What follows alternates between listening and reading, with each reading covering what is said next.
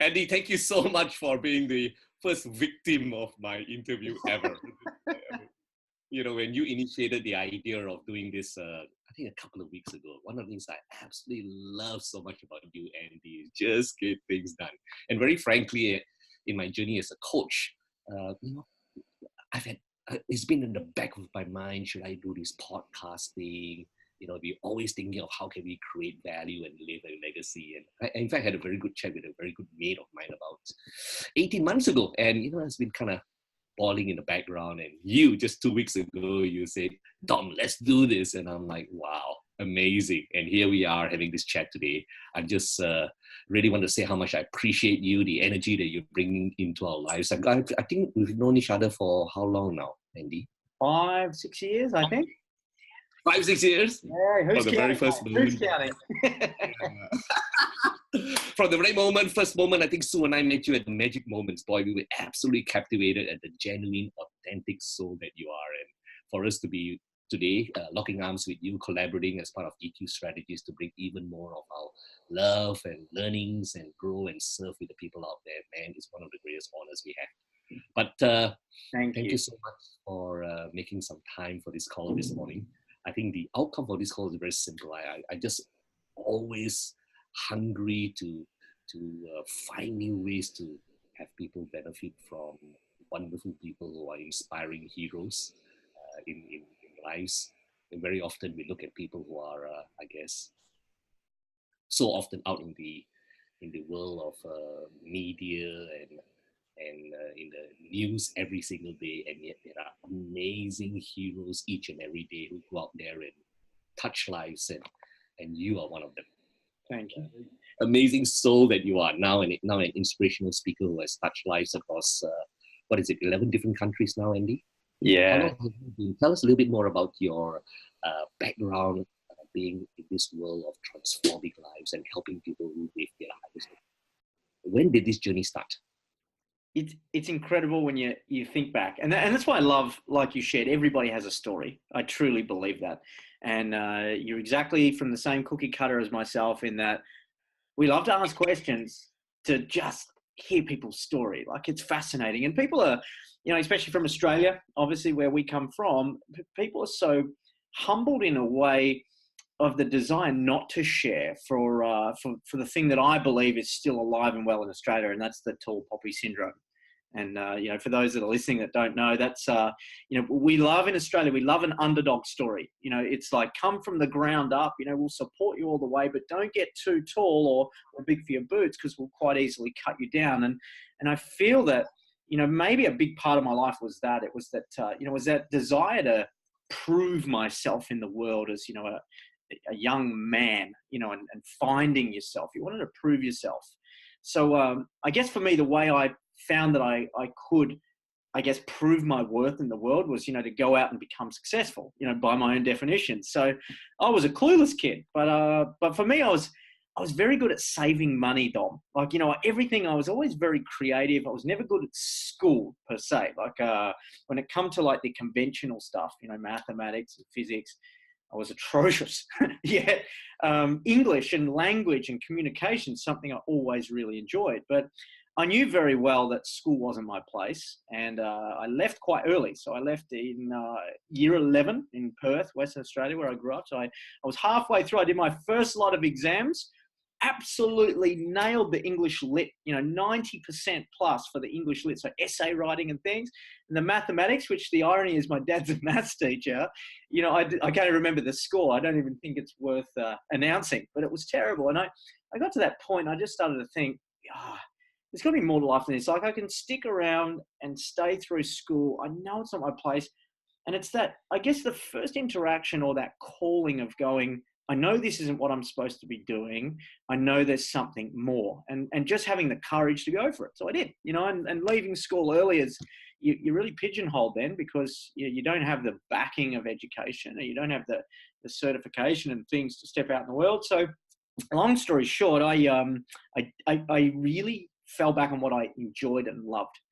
And I've been riding motorbikes, racing motocross actually, since I was about 10 years old.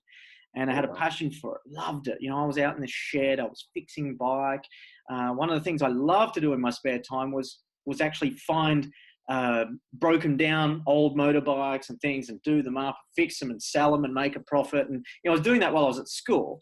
And so what I did then, I started an apprenticeship. As I started working as a mechanic, as a motorbike mechanic, left school and loved it. Like I loved every moment of it. I was in a small family business. They really, I guess they taught me about, we talk about culture, right? The culture of this is a family business where you are brought into a family in a way. Sounds like the mafia here, but we're fixing motorbikes, but literally brought in this wonderful family business, which are still friends to this day. The motorbike shop still exists there. It's been going since 1929. It's still there in Perth, Western Australia. And like I said, good friends to this day.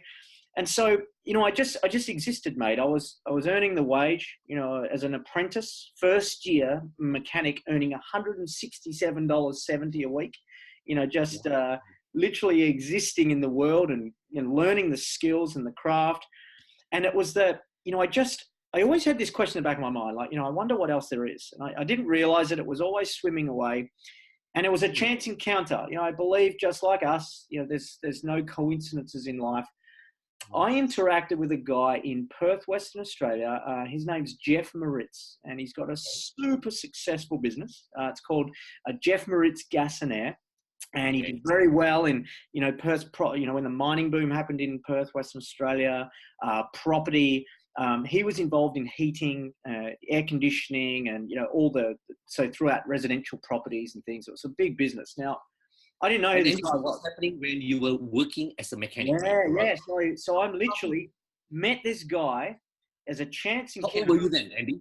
What's Roughly, that? How old were you then? How old were you then? With chance meeting with Jeff.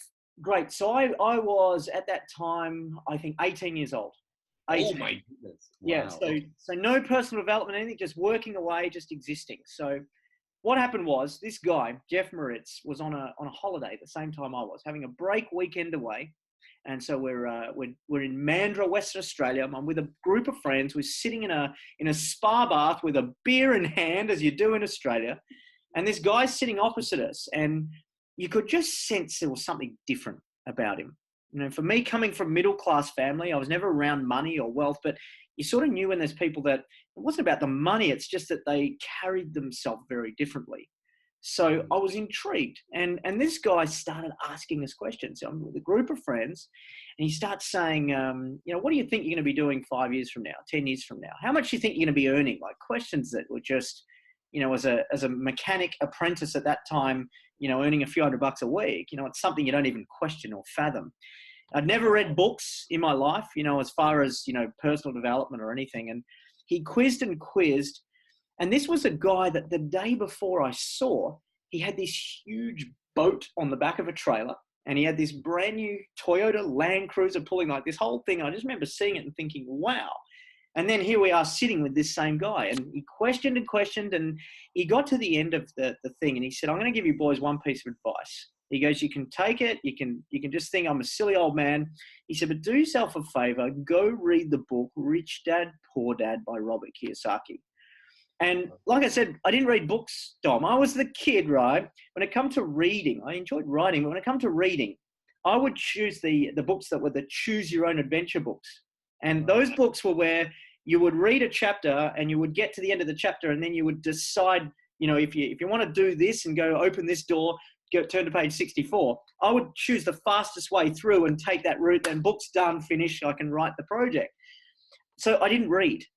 And I went home from that trip, and there was something in it, and I said, I'm going to buy this book. And that book changed my life. That book, in an instant, my whole perception of everything that I'd learned to that time, working hard for money, hiding away, just doing my thing, very good at saving, but didn't know anything about investing or anything like that. And I read this book, and it was like this, I call it like a holy shit moment, Dom. It was like, wow, like, why wasn't I taught this? Like, this has just opened Pandora's box. So with that information, that knowledge, I went looking and researching property. I was very interested and fascinated in property. And 2 months later, I bought my first property. So I was 18 years of age, and I bought my 2 months later. Unbelievable. 18 years old. Oh my goodness. Very cool, right? I think back now and it's like, what was I thinking? It's hilarious.